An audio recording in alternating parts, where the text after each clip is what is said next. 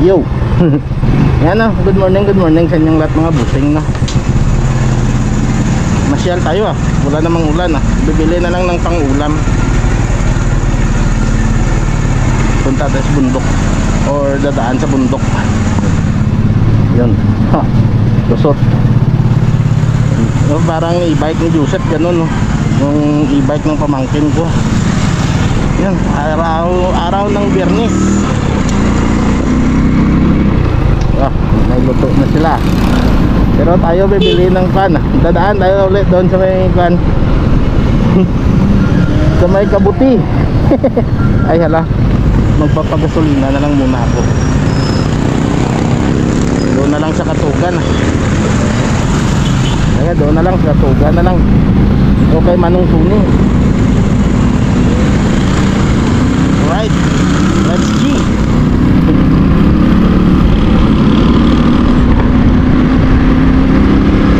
Wala ng gasolina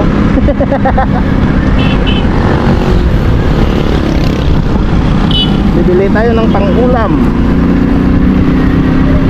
Gusto kong kumain ng ng papaya na may gata tapos may hipon. Tapos kung may lubo-lubo doon mamaya ay bibili na lang tayo. At saka isda na pang prito.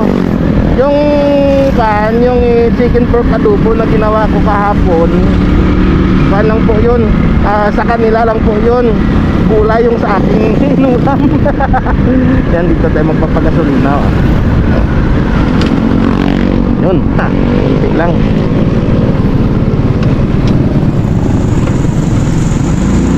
Diba? May sukli ngayon sila.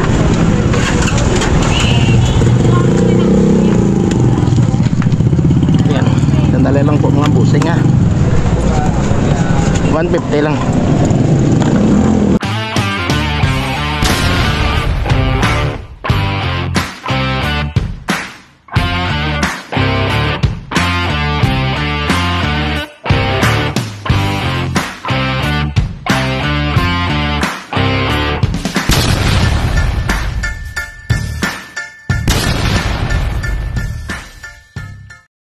Yan, tara na.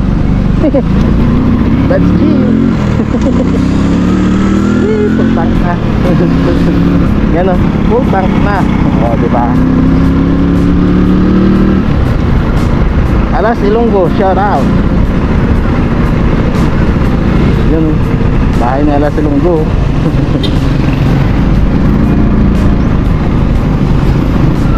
Yan mo magugulay lang talaga ako Gulay at isda Kumakain na rin ako ng baboy pero pakunti-kunti lang bawas-bawas na po ako sa mamantika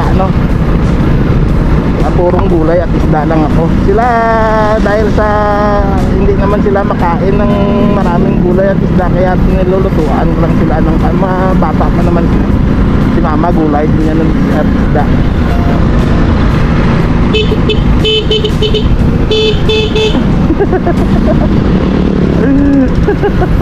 Tidwin yun.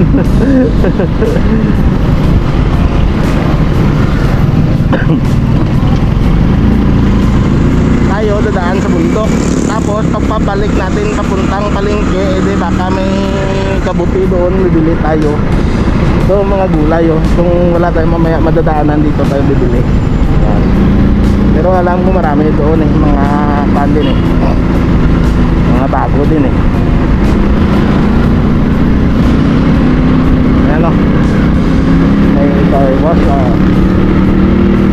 let's see, dito na tayo sa labasan ay ganda ng panahon, 2 araw nang hindi umulan. Ayan, sana matuloy-tuloy nang hindi na umulan para matuloy tayo sa pagpaligo doon sa dagat at saka dito sa sa ilog, sa Lambunaw mabalikan na natin yun. Kaso sa ngayon hindi pa talaga pwede yung Lambunaw kasi dumaan yung bagyo. Sigurado ako na tapos maulan pa, sigurado ako na kanyon lumalim at saka nagkulay kapit gata siguro yung tubig doon kaya palipasin natin ng 1 linggo bago natin balikan. Kaya baka next week dito tayo sa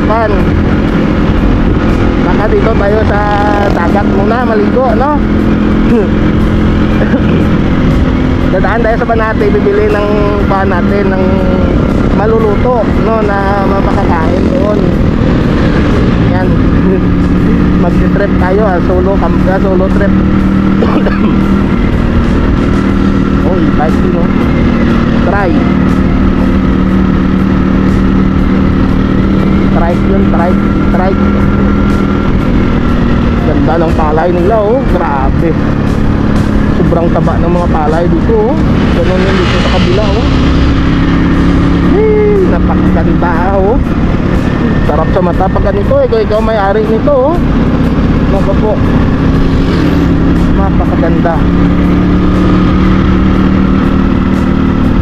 Sobrang ligaya mo na nito pag ganito yung palay mo, eh, no? Tapos ikaw pa may-ari ng ganito kalawak na palayan, apa? Asindiro ka na. Tara na. Yan, oh, doon na lang tayo magkita-kita sa bundok, mga busing. Wala na din naman yan dyan, no? Papasok na lang tayo doon sa bundok mamaya. Okay? Takit. Yan, kakay. Dito na tayo sa bundok. Yan, may kunting pag-iikan tayo dyan, oh. O, diba? Nakakapagpagaan sa loob, stress free, diba? Ay, napakaganda, diba?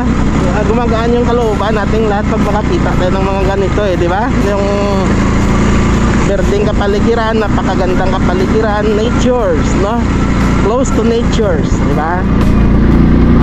Walang man, no? Yung mga ano ba yan?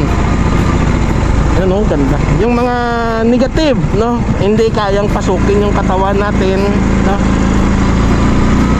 Dahil sa mas malawak ang kagandahan ng natures, no, ng mother nature natin, no, ng inang kalikasan, mas malawak kaysa sa napakaliit na negative, no?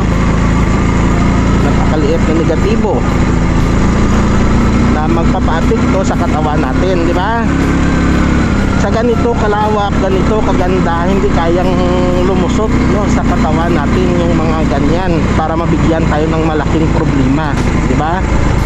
Ngayon, no, ngayon masasabi ko na yung ginagawa kong ito may kabuluhan, no? May kabuluhan, may malaking tulong.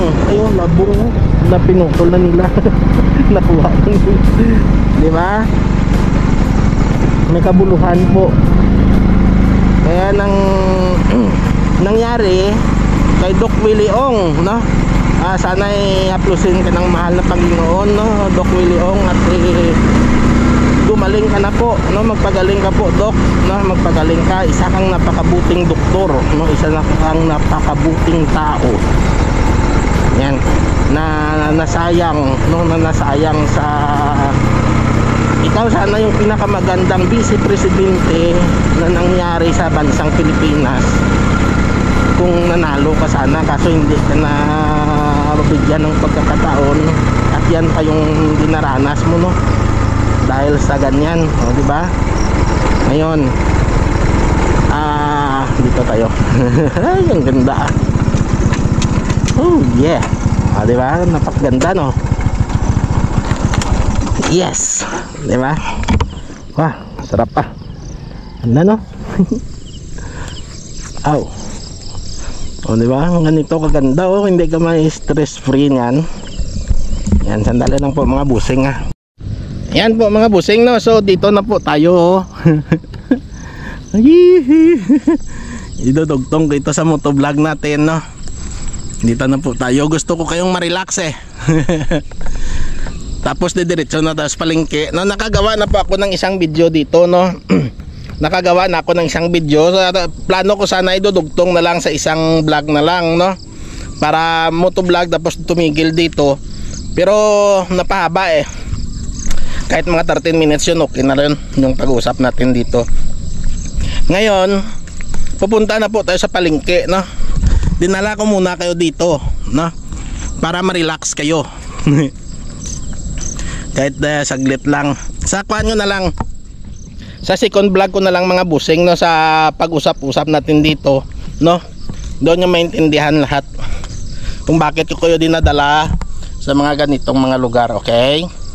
Para po ito sa inyo para sa ating lahat, no? Para sa ating lahat, para ma-relax tayo, stress free, di ba? Hindi ka manghinayang pumunta sa mga ganitong lugar. Huwag kang manghinayang maglabas ng pera mo, okay? Huwag kang manghinayang maglabas ng pera mo dahil para sa kalusugan mo ito. Ma-relax kayo, tandaan nyo yan. Manghinayang talaga kayo pag lumabas yung pera nyo papunta lang sa mga doktor. Diyan manghinayang kayo. Pero huwag nyong panghinayangan yung paglabas ng pera nyo para mamamasyal kayo sa mga lumapit kayo sa mga kalikasan natin. Ito yung magbibigay sa inyo ng kalunasan, ha? Sa sarili nyo, okay? Hindi yung puro pira lang iniisip nyo. Yan. So mga buseng, punta na po tayo sa palengke, okay? Let's go to palengke.